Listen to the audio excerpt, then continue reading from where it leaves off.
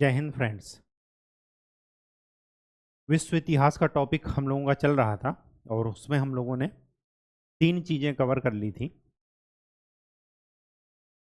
प्रबोधन क्या होता है, इनलाइटनमेंट क्या होता है, उसके बाद उसका जो भौतिक रूप सामने आया वो आया इंडस्ट्रियल रिवॉल्यूशन, औद्योगिक क्रांति। फिर औद्योगिक क्रांति ने जिस पहले देश को जन्म दिया वो है संयुक्त राज्य अमेरिका। अमेरिकी क्रांति, अमेरिका स्वतंत्रता संग्राम, ये हम लोगों ने देख लिया था। स्वतंत्रता संग्राम उनके लिए था, अमेरिकी वासियों के लिए, और क्रांति था बाकी विश्व के देशों के लिए। इसके बाद जो हमारा टॉपिक था वो ये था कि उस राइजिंग अमेरिका को जो सामना करना पड़ा वो गृह युद्ध का सामना करना पड़ा। तो अमेरिकी गृह युद्ध भी हमने देख लिया, और उसके बाद जो उभर कर अमेरिका सामने आया वो आज का अमेरिका है जो हम देख रहे हैं। इसके बाद का जो हमारा टॉपिक है आज, जिस टॉपिक पर हम लोग बात करेंगे वो है फ्रांस की क्रांति। बहुत ही इंटरेस्टिंग टॉपिक, और इसके जो क्वेश्चन आएंगे वो हमेशा ट्विस्टेड आएंगे। ट्विस्टेड का मतलब कहेगा कुछ और, समझना कुछ और है। तो क्वेश्चंस को समझना और लिखना, ये दोनों अगर समझ गए कि क्या पूछ रहा है, इस ये शब्दों में कौन सी भावनाएं छुपी हैं, तब आप लिख लेंगे। तो इसके क्वेश्चन थोड़ा ट्विस्टेड रहेंगे, लोकोक्ति और मुहावरे के रूप में रहेंगे। ठीक, तो चलिए स्टार्ट करते हैं फ्रांस की क्रांति। आज हम लोग दो टॉपिक पर बात करेंगे। ये जो टॉपिक होंगे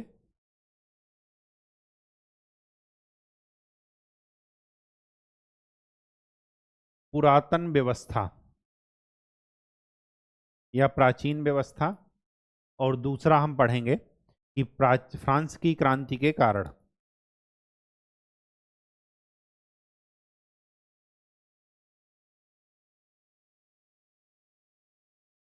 इन दो टॉपिक पर आज हम लोग बात करेंगे। 2 या 3 लेक्चर में ये खत्म होगा, 3 लेक्चर मिनिमम लगेंगे। तो आज पहला लेक्चर है जिसमें हम लोग इन दो टॉपिक की बात करेंगे। पुरातन व्यवस्था को इंग्लिश में कहते हैं एंशियंट रिजीम।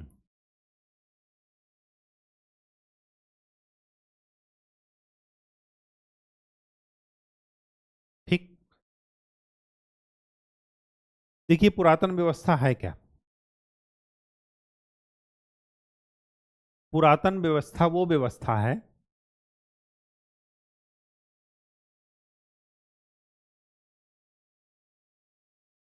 जहां पर राजनीतिक व्यवस्था कैसी थी वो देखना है हमें,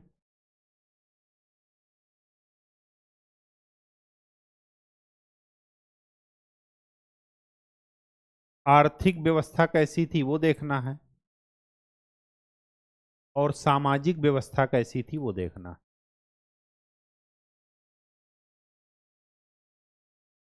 इन तीन चीजों पर हम लोग बात करेंगे और फिर इसका लिंक इसके कारण से निकालेंगे। पूरे यूरोप में यही पुरातन व्यवस्था ही काम कर रही है, सिवाय एक देश के, इंग्लैंड के। क्योंकि इंग्लैंड में क्रांति हो चुकी है कब? 1688 में। इंग्लैंड की क्रांति से इंग्लैंड के लोग परिचित थे। जो अपराधी लोग थे उन्हीं को जाकर अमेरिका में बसाया गया था, देश निकाला दे करके। तो वो सारे मतों से, सारे विचारों से परिचित थे जो इंग्लैंड में हो रखा था। और यही कारण था कि उन्होंने अमेरिका में जाकर प्रसार किया, अपने अधिकार को जानते थे, और फिर उन्होंने क्या कर दिया, अमेरिका को स्वतंत्र करा लिया। इंग्लैंड को छोड़कर बाकी पूरे यूरोप में यही व्यवस्था है जिसको हम बोल रहे हैं पुरातन व्यवस्था या एंशियंट रिजीम। तो उसमें राजनीतिक व्यवस्था कौन सी है, आर्थिक व्यवस्था कौन सी है, और सामाजिक व्यवस्था कैसी है वो देखना है। राजनीतिक व्यवस्था ऐसी है कि निरंकुश राजतंत्र है हर जगह।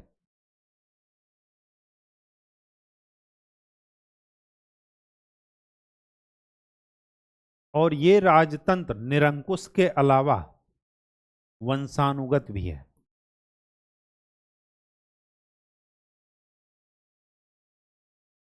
हेरिडेटरी है। पिता के बाद पुत्र राजा बनेंगे, फिर पुत्र के बाद उनके पुत्र, ऐसे कुछ। आर्थिक व्यवस्था में औद्योगिक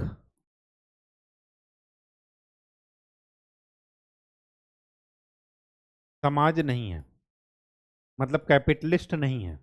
कौन कौन है? जमींदार,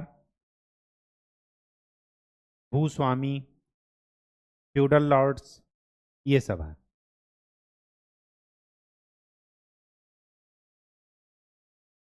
अर्थव्यवस्था कृषि अर्थव्यवस्था है, और ये भी बीमारी हालत में है, रुग्ण अवस्था में।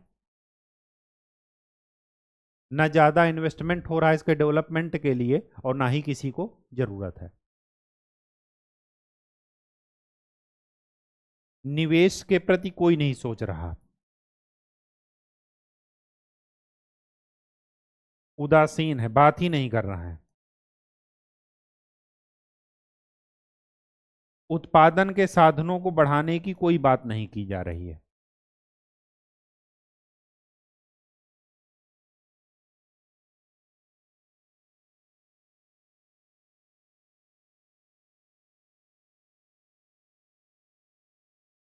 कोई बात नहीं की जा रही।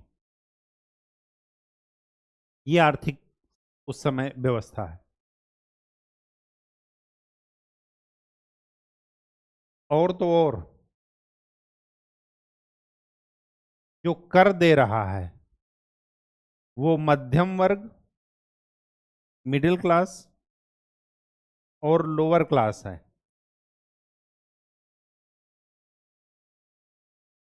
ये लोग कर दे रहे हैं। और सामाजिक व्यवस्था कैसी है? सामाजिक व्यवस्था ऐसी है कि चर्च, पादरी, कुलीन वर्ग, सामंत, ये सब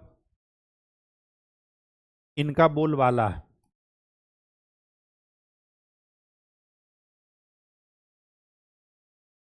धर्म की आड़ में शोषण कर रहे हैं ये लोग। कोई इनके खिलाफ बोला, उसको जला दिए। वंशानुगत राजतंत्र वहां पर है, और साथ में यहीं पर लिख लीजिएगा, राजा को ईश्वर का प्रतिनिधि बताया गया है। और बताने वाले कौन हैं? ये लोग। तो राजा की इच्छा ही दैवीय इच्छा है, ये मान लिया जाता है कि ईश्वर की इच्छा ही राजा की इच्छा है। दैवीय सिद्धांत वहां पर काम कर रहा है। और मजे की बात यह है कि ये तो राजा हैं, वो तो ठीक बात है, लेकिन राजा को जो संरक्षण, राजा ने जिनको संरक्षण दिया, वो ये लोग हैं। और ये सोसाइटी में संपन्न लोग हैं।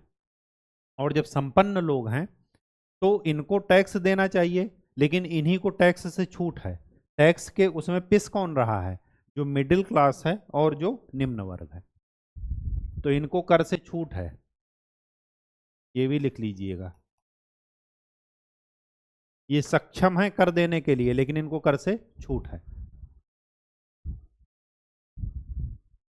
तो ये थी पुरातन व्यवस्था, जो कि इंग्लैंड को छोड़ करके पूरे यूरोप में प्रचलित है। उसका ओवरव्यू मैंने आपको बता दिया। अब हुआ क्या? फ्रांस में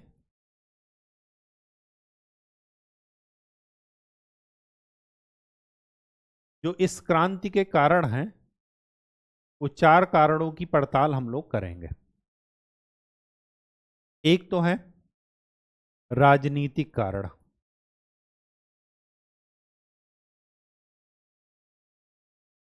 दूसरा आर्थिक कारण,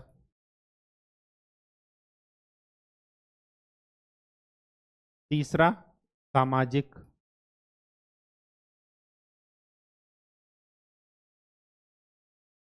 और चौथा बौद्धिक वर्ग या विचारकों की भूमिका। इन्होंने भी क्रांति में बड़ी भूमिका निभाई। इन चार परिप्रेक्ष्य में हम फ्रांस की पूरी क्रांति देखेंगे। इसको समझने के लिए आपको पुरातन व्यवस्था का ओवरव्यू पूरा पता होना चाहिए कि पुरातन व्यवस्था में क्या क्या था, और जो था वही फ्रांस में भी था, और वही सबसे बड़ा दोष था जिसने क्रांति को क्या किया, प्रेरित किया। तो किसी एक का योगदान नहीं मानेंगे। शुरुआत करते हैं राजनीतिक कारक से। आपको पता है कि राजा क्या है, वंशानुगत है, दैवीय सिद्धांत काम कर रहा है, और वंशानुगत के अलावा वो निरंकुश है। उसी की इच्छा दैवीय इच्छा है। तो राजनीतिक कारण में तीन लोगों का जरा डिस्कशन कर लेते हैं। वो सब पुरातन व्यवस्था वाले फीचर मैं नहीं लिखूंगा, वो तो अंडरस्टूड है कि वो सब होंगे ही होंगे। एक हुए लुई 14, ये राजा हैं। 14 उनका क्या है, जनरेशन को बता रहा है। ठीक, लुई 14 ने का शासनकाल जो रहा वो रहा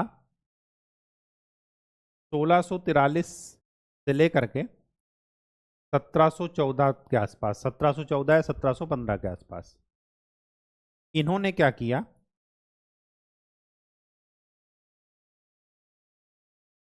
सैन्य शक्ति के आधार पर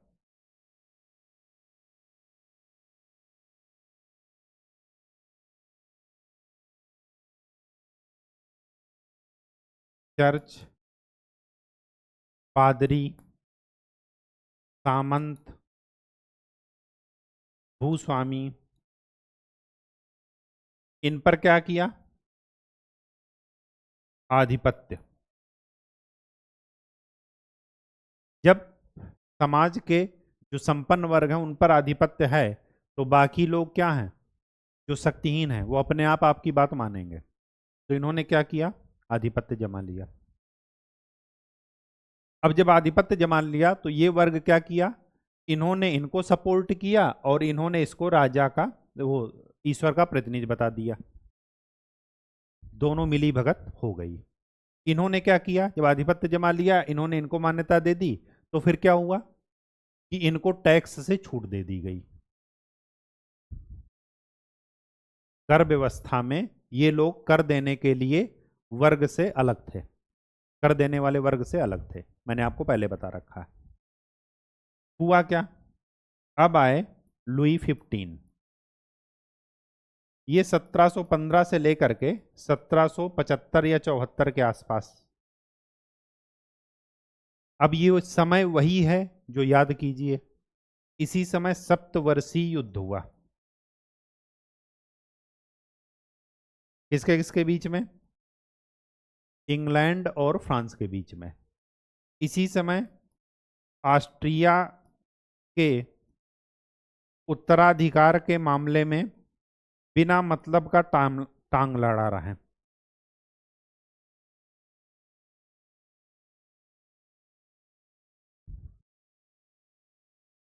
इसी समय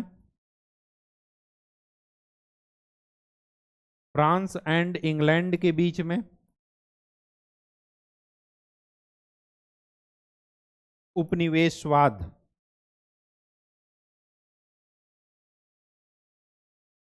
की होड़। भारत में देखिए लड़ाई कर रहे हैं इंग्लिश और फ्रांसीसी। इसी तरह और भी जगह उपनिवेश पर वो क्या कर रहे हैं, आधिपत्य जमाने के लिए लड़ाई कर रहे हैं।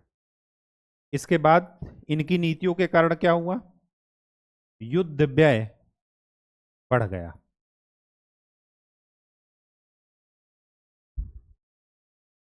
और तो और युद्ध व्यय तो बढ़ा, साथ में इनकी जो विलासिता पूर्ण जीवन था उसकी जरा झलक देख लेते हैं। युद्ध व्यय तो बढ़ा ही बढ़ा है, इन्होंने वर्साय का महल बनवाया,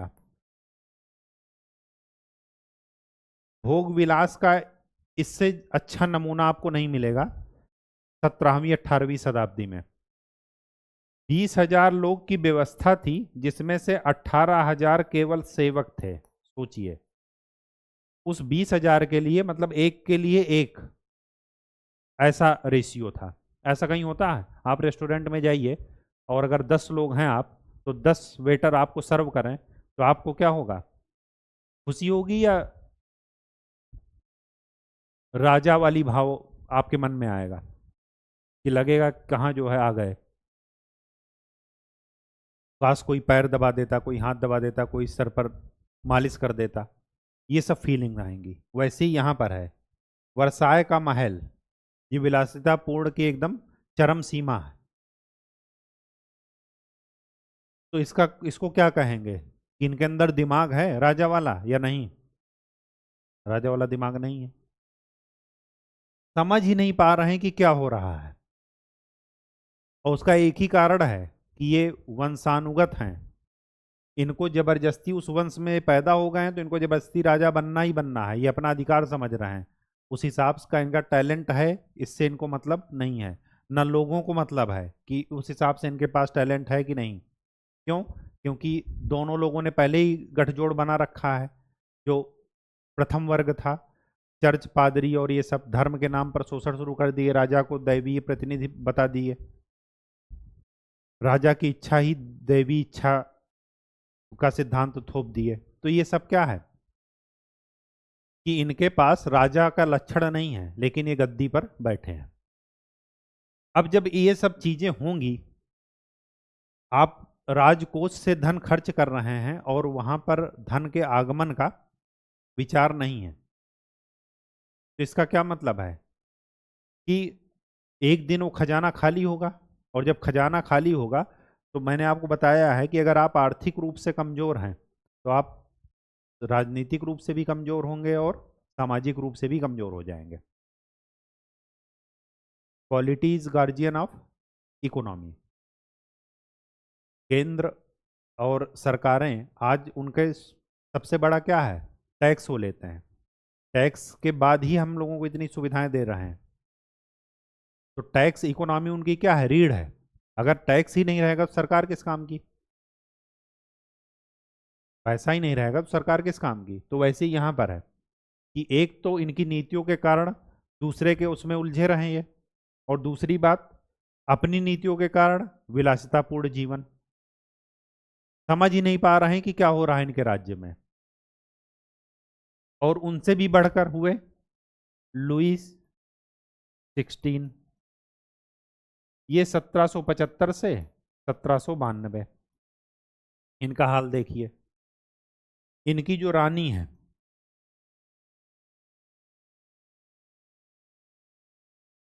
जो राजा की प्रशंसा कर रहा है,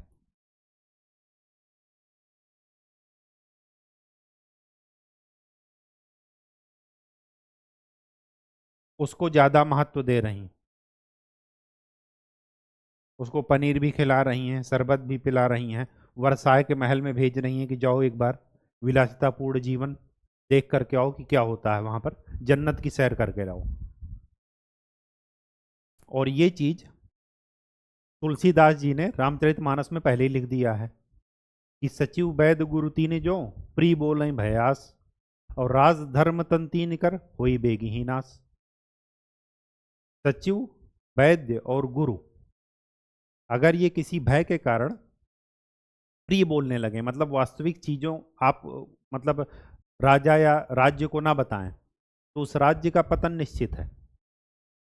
सचिव अगर एक्चुअल बात नहीं बताएगा राज्य को, सेक्रेटरी, तो क्या होगा कि राज्य में कुछ होगा कुछ और उसको दिखाया कुछ और जाएगा। तो एक दिन क्या होगा? लोग सरकार को ही उखाड़ फेंक देंगे। गुरु, अगर गुरु शिष्य से प्रिय भाषा बोलने लगे, उसको वास्तविक चीजें ना बताए, तब उस शिष्य का ज्यादा उत्थान नहीं हो सकता, वो ज्यादा आगे नहीं बढ़ सकता। और वैद्य अगर प्रिय बोलने लगे तो अच्छी दवा ना दे, तो आदमी का पतन निश्चित है, डेथ हो जाएगी उसकी। तो ठीक वैसे ही यहां पर। और तो और देखिए, इससे भी ज्यादा हद क्या हुई जब इकोनॉमिक क्राइसिस हुई इन सब नीतियों के कारण, इसी में देखिए 1775 से 1792 में, 1776 में 4 जुलाई 1776 को अमेरिकी स्वतंत्रता संग्राम की घोषणा कर दी गई और 1787 में वो एक राष्ट्र बन गया, स्वतंत्र हो गया। अब ये ईयर वही है, तो ये कहाँ उलझे हुए हैं? अमेरिका के स्वतंत्रता संग्राम में इस समय, बिना मतलब का, कोई मतलब नहीं है। वहां पर इंग्लैंड का पूरा कंट्रोल है। इंग्लैंड ने कह रखा है कि अगर वहां पर किसी ने मदद की, कोई वहां पर जाएगा तो वो इंग्लैंड के विरुद्ध युद्ध होगा।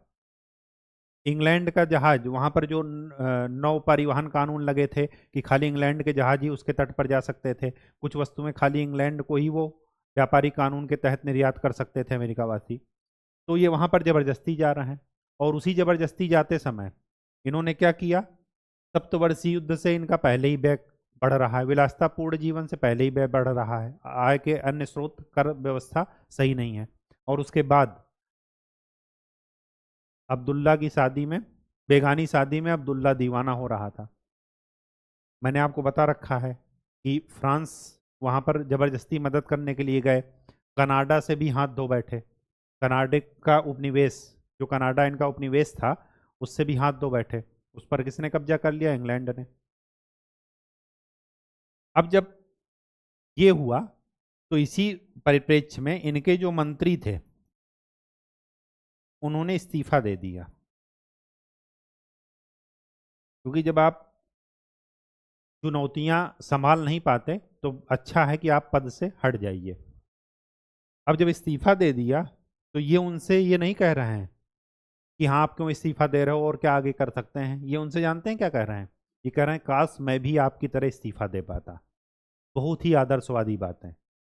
अब अगर राजा ही कह देगा कि मैं भी आपकी तरह इस्तीफा दे पाता, तो आप सोचिए इनकी मजबूरी क्या है। इनकी मजबूरी ये है, ये दिखाना चाह रहे हैं कि हम राजा के खानदान में पैदा हुए हैं तो हमारी मजबूरी है राजा बनना। दिमाग इनके अंदर नहीं है। अगर दिमाग होता तो ये पहले अपना घर संभालते कि वहां पर जाते लड़ने? बताइए, पहले अपना घर संभालते हैं ना।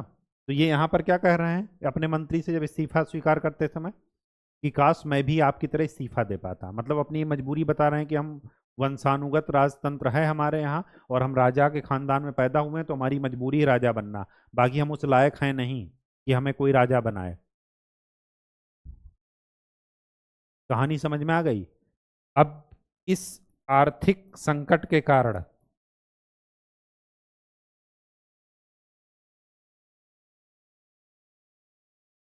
इस आर्थिक संकट के कारण क्या हुआ? नए कर लगाए गए।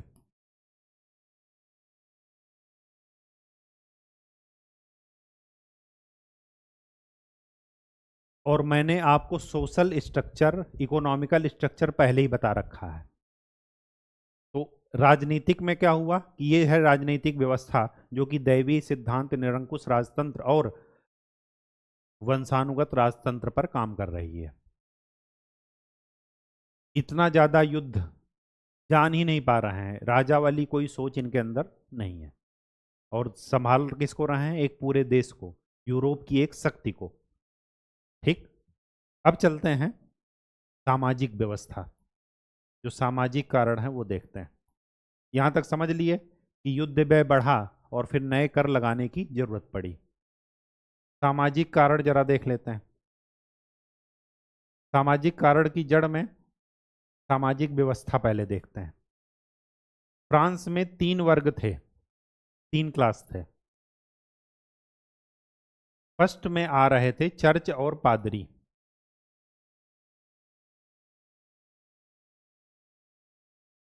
सेकंड में आ रहे थे सामंत और कुलीन वर्ग, भूस्वामी, जमींदार, ये सब।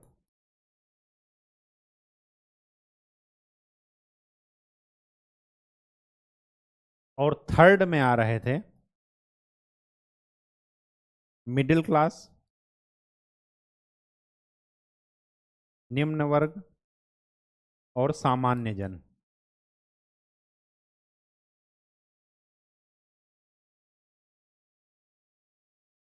इन दोनों के पास संपन्न है, ये पूरा इनके पास अच्छा खासा पैसा है और इनको टैक्स कर देने में सक्षम, लेकिन कर में छूट, इनको छूट मिली हुई है। जो कर आ रहा है उसका 80% यही लोग यूज कर रहे हैं। और यूज करके कर क्या रहे हैं? जब आदमी का पेट भरा होता है तभी उसको खुरापात सूझेगा। कर क्या रहे हैं? बड़े बड़े फार्म हाउस में अपने जानवर छोड़ देते हैं कि जाओ फसल को चर लो। अब ना तो आप टैक्स दे रहे हो और जो टैक्स देने वाला वर्ग है उसके पेट पर भी लात मार रहे हो। ना तो खाने को उसको मिलेगा, ना वो टैक्स देने के लिए उसको मिलेगा। और क्या कर रहे हैं? अपने पक्षी, वो पक्षी पाल रहे हैं, पक्षी छोड़ दे रहे हैं कि जाओ खेत में खड़ी फसल में जाकर के दाना चुगाओ। ये बेवकूफ़ी है या नहीं? बेवकूफ़ी का चरम स्तर है, ये बदतमीजी का चरम स्तर है। बेवकूफ़ी तो बात की बात है, बदतमीजी का चरम स्तर है ये। तो ये दोनों कर देने में सक्षम, लेकिन कर जो है देने में इनको छूट मिली हुई है। पहली बात। राजस्व कर पूरा कहां से आ रहा है? यहां से। उसका 80% तो यही लोग यूज कर रहे हैं अपने भोग विलास में, राजा के साथ मिलकर के।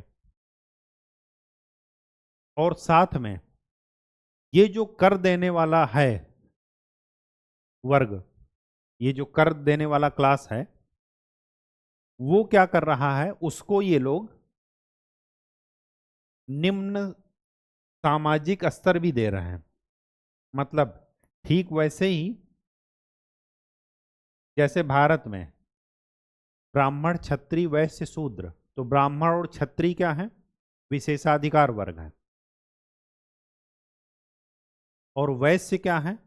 वैश्य इकोनॉमी का सृजन कर रहे हैं। लेकिन अगर ये कहा जाए कि बनिया अगर वो नहीं करेगा, वेल्थ का रोटेशन नहीं करेगा, धन को रोटेट नहीं करेगा मार्केट में, तो वो ना तो अपना पेट भर पाएगा और ना अर्थव्यवस्था को चला पाएगा। तो ब्याज क्या है उनके लिए? ज़्यादा सही है। वो पैसा दे रहे हैं और उसके उसमें ब्याज ले रहे हैं। अब ब्राह्मण लोग क्या कह रहे हैं कि जो ब्याज की कमाई है वो पाप की कमाई है और जो कर रहा वो पापी है। अब जो आपकी अर्थव्यवस्था चला रहा, आप उसी को पापी बोल दोगे तो वो चलाएगा अर्थव्यवस्था? वो खुश रहेगा आपसे, आपके समाज से? कभी नहीं। तो यहां पर ये जो विशेषाधिकार प्राप्त वर्ग है, फर्स्ट और सेकंड, ये है विशेषाधिकार प्राप्त वर्ग।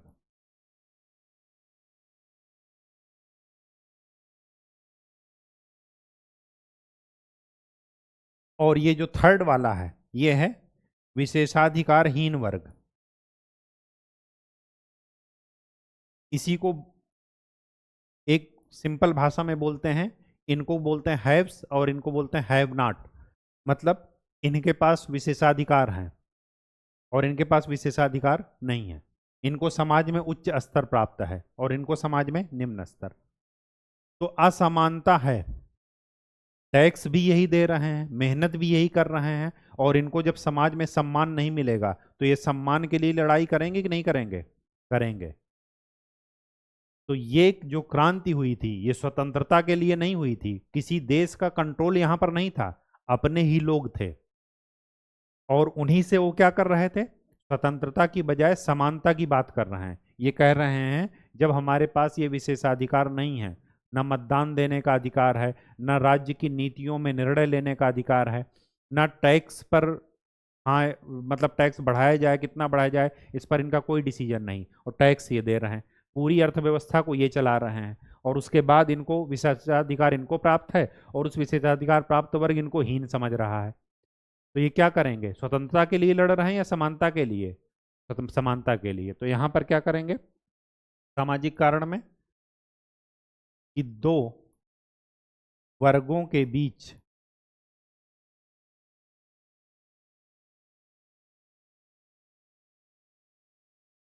स्वतंत्रता की लड़ाई ना हो करके। स्वतंत्रता क्यों नहीं? क्योंकि स्वतंत्रता तो है ही है, ये गुलाम नहीं है, किसी और देश का गुलाम नहीं है, किसी और देश का उपनिवेश नहीं है, ये अपने ही लोग यहाँ पर शासन कर रहे हैं। लेकिन स्वतंत्रता तो है, लेकिन समानता नहीं है। सारा टैक्स, सारा पैसा, सारी इकोनॉमी ये लोग चला रहे हैं, और उसके बाद इनको विशेषाधिकार नहीं है। तो ये क्या कह रहे हैं कि हमसे टैक्स तो ले लो, लेकिन हमें समानता का अधिकार दो। तो इसी वजह से फ्रांस की, अगर पूछा जाए कि फ्रांस की क्रांति स्वतंत्रता के लिए नहीं बल्कि समानता के लिए हुई थी, तो आप उत्तर लिख लेंगे। उसका कारण कहाँ छिपा है? सामाजिक और आर्थिक चीजों पर। ठीक, तो यहां पर क्या लिखेंगे? स्वतंत्रता की लड़ाई ना हो करके समानता की लड़ाई थी, इक्वलिटी की लड़ाई।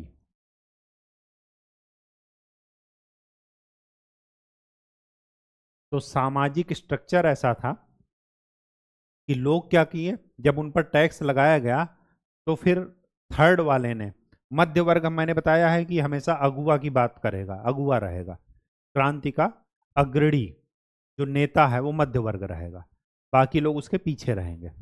और इन्होंने क्या किया कि ये जो थर्ड वाला है, ये बाकी 1 और 2 को अपने अपोज में लेकर के उनके विरुद्ध क्या कर दिया? क्रांति कर दिया। और इनसे कहा कि हमें बराबरी का अधिकार दीजिए। तो ये देंगे कि नहीं देंगे? जो समझदार होगा वो दे देगा, और लेकिन समझदारी समय पर आती नहीं है, तो ये क्या करेंगे? अपोज करेंगे। किसके साथ मिल करके? राजा के साथ मिल करके। और राजा के पास पहले ही दिमाग नहीं है, ये हमने पहले ही देख लिया है। तो राजा डर करके क्या करेगा? इनको सपोर्ट कर देगा। तो जो समझदार होंगे वो भाग जाएंगे देश छोड़ करके, और जो समझदार नहीं हुए वो वहां पर इनके द्वारा हिंसा का शिकार हो जाएंगे, जला दिए जाएंगे। जैसे पहले इन्होंने धर्म के नाम पर चीजें अमानवीय कृत्य किया, वैसे ही ये भीड़ करेगी। बात समझ में आ गई? तो सामाजिक कारण ये था।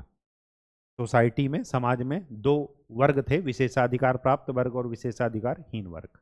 उन्हीं में के बीच में समानता की लड़ाई थी, ये सामाजिक कारण। अब देखते हैं आर्थिक कारण। आर्थिक कारण इन दोनों का निचोड़ है। सप्तवर्षीय युद्ध,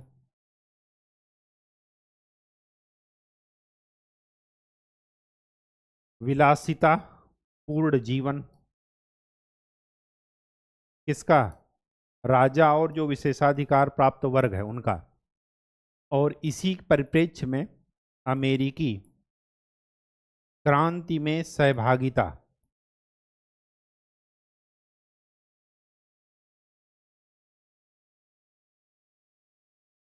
इसी परिप्रेक्ष्य में 2 चीजें हो गई।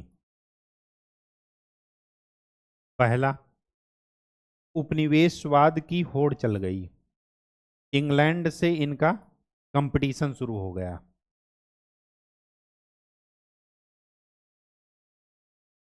और साथ में इनकी जो कर प्रणाली थी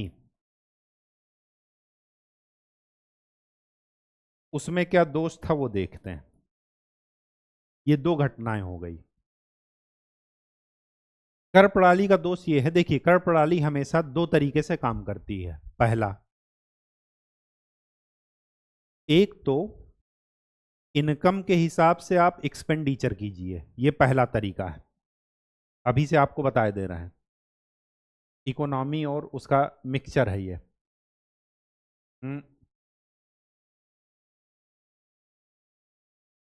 पहला क्या है कि इनकम, आय के हिसाब से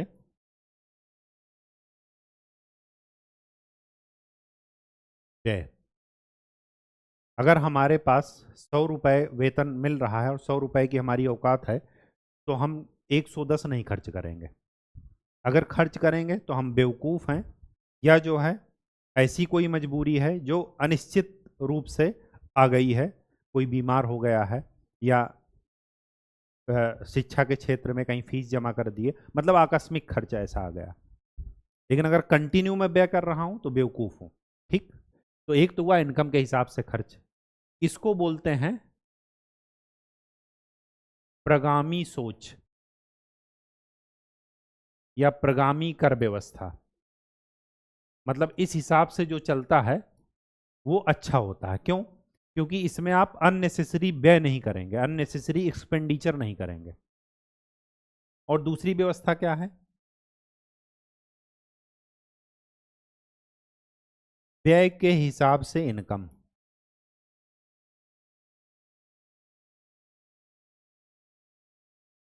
ये प्रतिगामी व्यवस्था है।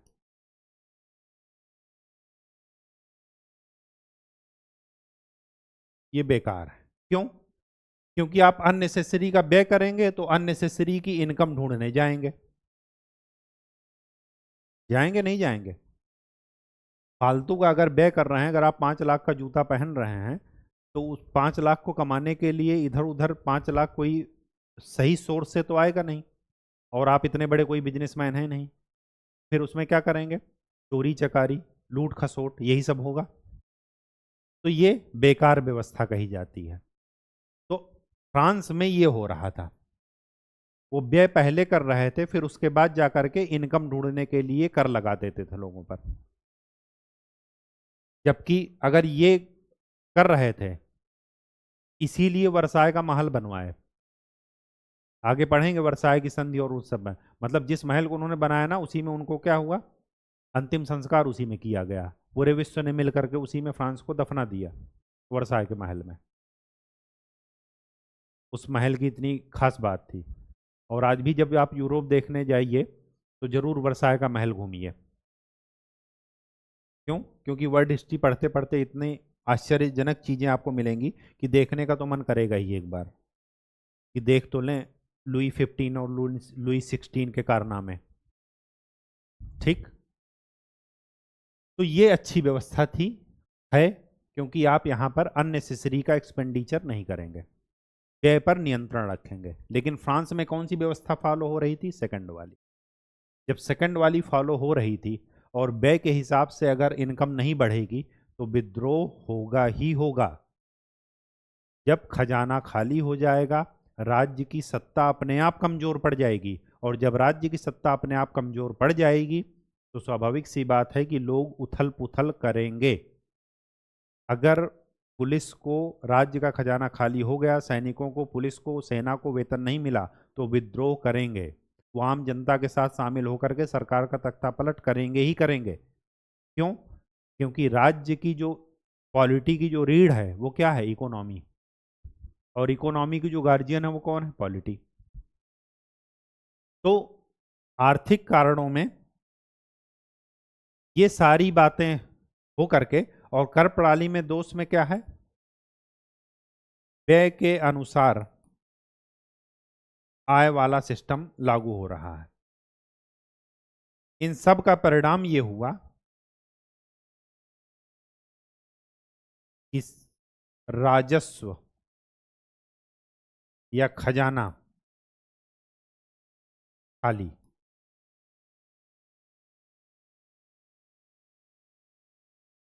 नए कर लगाए गए। अब नए कर भी लगा रहे हो और खेतों में पशु और पक्षी को अपने भेजे दे रहे हो कि जाओ फ्री का माल है, खा करके आओ। कोई कुछ नहीं बोलेगा। तो कोई कब तक कुछ नहीं बोलेगा? जब इंसान के पास खोने के लिए कुछ ना हो तो उसको हथियार उठाने में टाइम नहीं लगता। जब कुछ खोने को है ही नहीं, नक्सलवाद ये सब इसी वजह से शुरू हुए कि जब उनको ये लगा कि जल जंगल जमीन पर अधिकार हो रहा है, हमारे अधिकारों की बात ही नहीं हो रही है, तो जब ऐसे ही मरना है तो क्यों ना शहीद हो करके मरे, क्यों ना ऐसे जो है अपने जल जंगल जमीन की रक्षा के लिए मरे। और इसी से शुरुआत हुई क्या? नक्सलवाद की। अगर भूमि सुधार कानून ठीक ठाक लागू होता तो नक्सलवाद की कोई उपज ही नहीं होती, नक्सलवाद पैदा नहीं होता। और आज भी अगर नक्सलवाद को ख़त्म करना है तो जमींदारी, भूमि सुधार ये आपको अच्छे से लागू करने पड़ेंगे, जमींदारी उन्मूलन लागू करना पड़ेगा। तो वही चीज़ यहाँ पर है। अब नई कर व्यवस्था लगाए तो लोगों ने क्या कर दिया? विद्रोह कर दिया। और विद्रोह करके क्या कर दिया? क्रांति शुरू कर दी। ठीक। लास्ट पॉइंट, बौद्धिक वर्ग की भूमिका।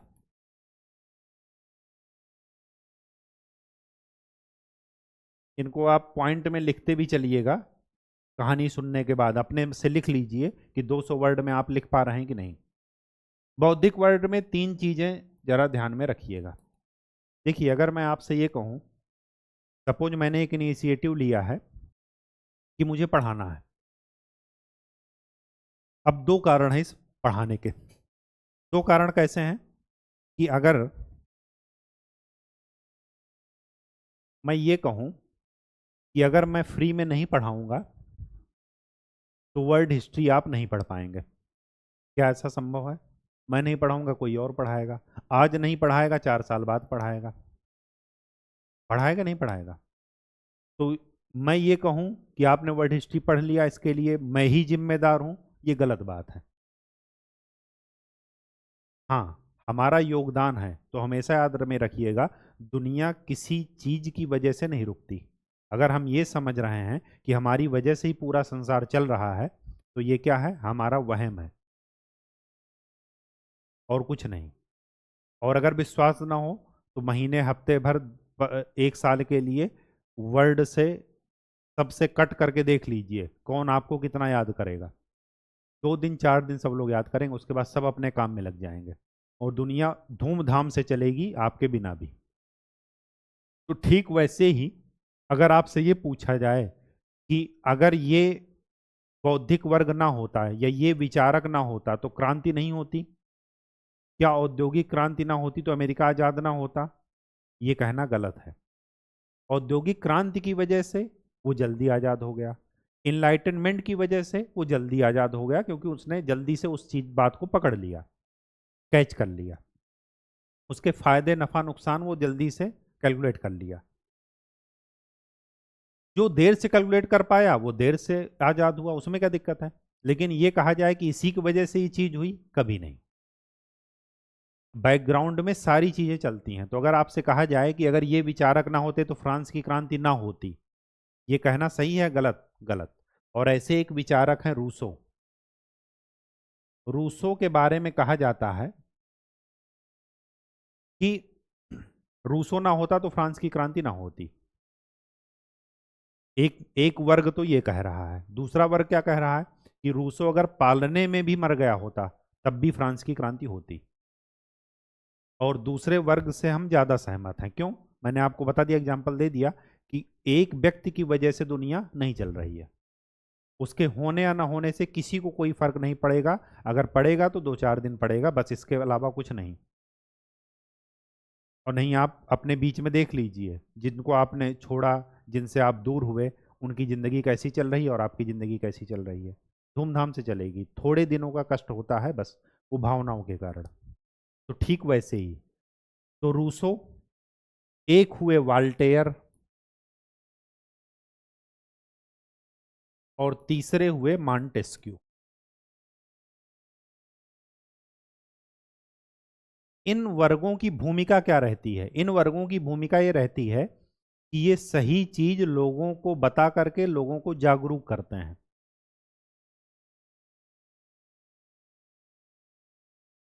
रूसो ने क्या कहा? रूसो ने ये कहा कि मनुष्य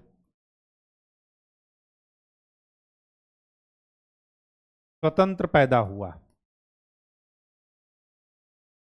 लेकिन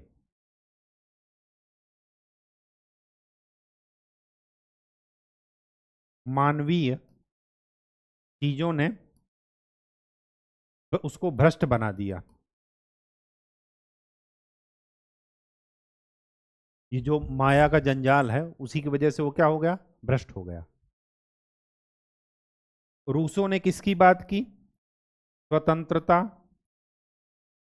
समानता और बंधुत्व। और फ्रांस की क्रांति के यही 3 शब्द नायक हैं।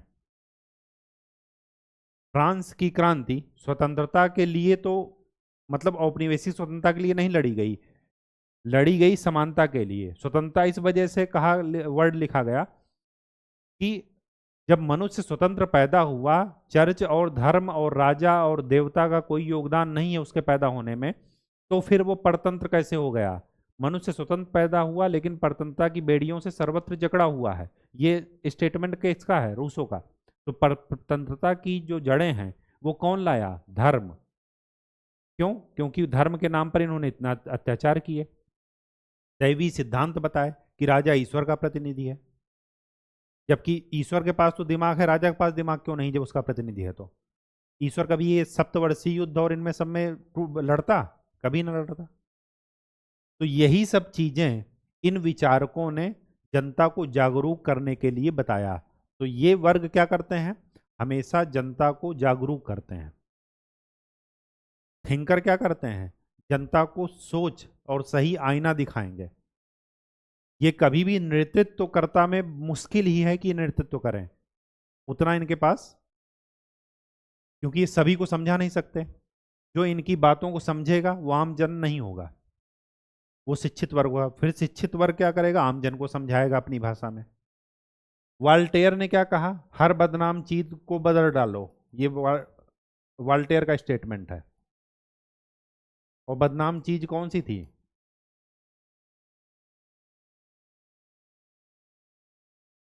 चर्च और धर्म, सामंत, भूस्वामी,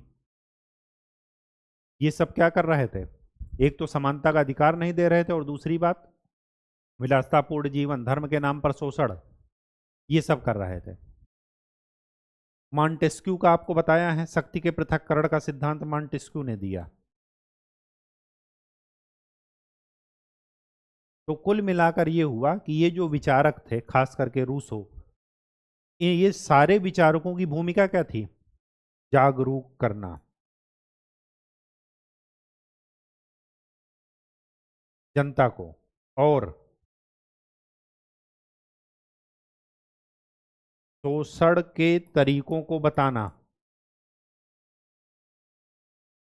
जनता को कि इस तरीके से धर्म की आड़ में आपका शोषण हो रहा है। और उसके बाद इनकी बात को समझ करके जो नेतृत्व करेगा वो कौन करेगा? मध्य वर्ग हमेशा। और इस मध्य वर्ग के नेतृत्व के कारण फ्रांस में क्या हो जाती है? क्रांति। तो किसी एक का योगदान नहीं रहेगा, हमेशा सभी का मिला जुला योगदान रहेगा। तो जब आपको फ्रांस के क्रांति के कारण लिखने को आए तो लिख लेंगे। दो क्वेश्चन और बनते हैं। एक तो ये कि फ्रांस की लड़ाई क्रांति स्वतंत्रता के लिए नहीं बल्कि समानता के लिए लड़ी गई थी, बिल्कुल सही। कैसे लिखना है? सामाजिक और आर्थिक कारणों से। अगर कहा जाए कि रूसो पालने पर भी मर गया होता तो फ्रांस की क्रांति होती, इसका ये मतलब है कि फ्रांस की क्रांति में बौद्धिक वर्ग या विचारकों की भूमिका के बारे में आपको लिखना है। तो ये लिख लेंगे, ठीक। कुछ स्टेटमेंट दे दीजिएगा, और इस तरीके से ये वाला टॉपिक हमारा खत्म होता है। नेक्स्ट लेक्चर में हम लोग फ्रांस की क्रांति के चरण पढ़ेंगे। जैसे अमेरिकी की क्रांति में 3 चरण थे, वैसे ही यहाँ पर भी 3 चरण होंगे। मिनिमम 3 चरण तो होंगे ही, 3 से ज़्यादा भी हो सकते हैं। और फिर अगले लेक्चर में हम लोग नेपोलियन के बारे में बात करते हुए फ्रांस की क्रांति का अंत कर देंगे। तो तब तक के लिए खूब अच्छे से पढ़ाई कीजिए, विगत वर्षों के प्रश्न पत्र जरूर देखते रहिए, और साथ में रिवीजन कीजिए चीज़ों। रिवीजन के लिए कोई क्राइटेरिया नहीं, आज नहीं तो कल वाला हिसाब मत कीजिएगा। नया पढ़ें या ना पढ़ें, लेकिन रिवीजन जरूर करें। धन्यवाद।